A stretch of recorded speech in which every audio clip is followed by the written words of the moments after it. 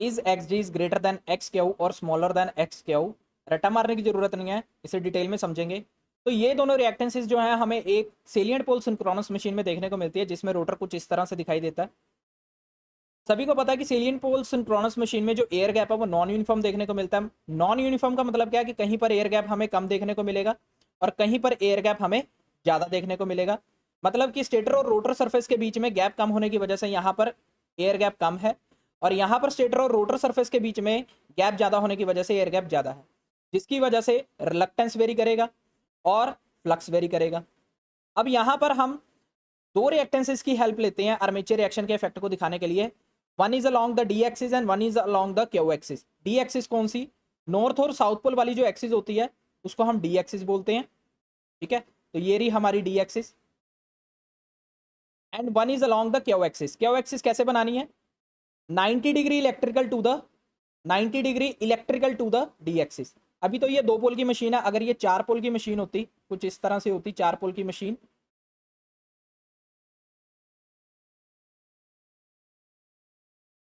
तो D axis हमें दो देखने को मिलती, नॉर्थ और साउथ पोल वाली, ठीक है। क्यू एक्सिस भी हमें दो देखने को मिलती, ये हमारी डी एक्सिस होगी नॉर्थ और साउथ पोल वाली, ये भी हमारी डी एक्सिस होगी नॉर्थ और साउथ पोल वाली, ठीक है। क्यू एक्सिस भी हमें दो देखने को मिलती, बट ये 90 डिग्री इलेक्ट्रिकल होती, मैकेनिकल नहीं। मैकेनिकल वो एंगल होता है जो हम देख सकते हैं, इलेक्ट्रिकल एंगल हम कभी देख नहीं सकते, ठीक है। ये तो आपको 45 डिग्री दिख रहा होगा, बट इलेक्ट्रिकली ये 90 डिग्री है। इलेक्ट्रिकल एंगल हम कभी देख नहीं सकते, ठीक है। आप ऐसा कर लिया करो, जहां पर आपको स्टेटर और रोटर सरफेस के बीच में गैप ज्यादा मिले उस एक्सिस के लॉन्ग हमेशा क्यू एक्सिस आती है, इस तरह से याद रख लो, ठीक है।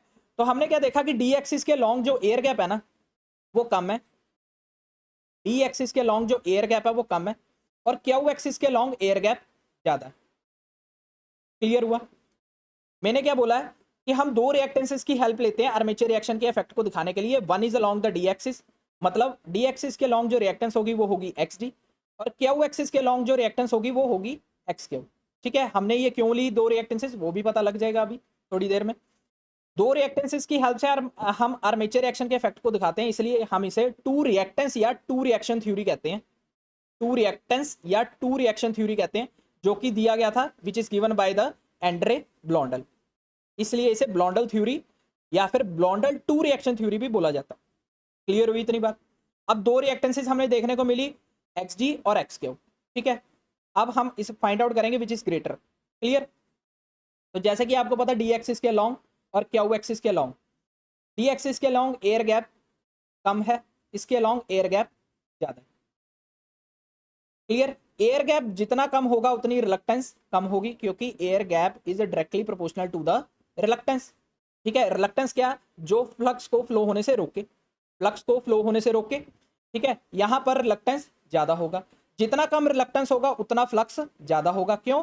फ्लक्स का formula MMF by reluctance, MMF by reluctance. अगर रिलक्टेंस कम तो फ्लक्स ज्यादा, रिलक्टेंस ज्यादा तो फ्लक्स कम, ठीक है। तो रिलक्टेंस कम है तो फ्लक्स ज्यादा, यहां पर फ्लक्स कम होगा, ठीक है। अब सभी को पता है कि जो इंडक्टेंस है, इंडक्टेंस है एन फाई बाय आई होता है।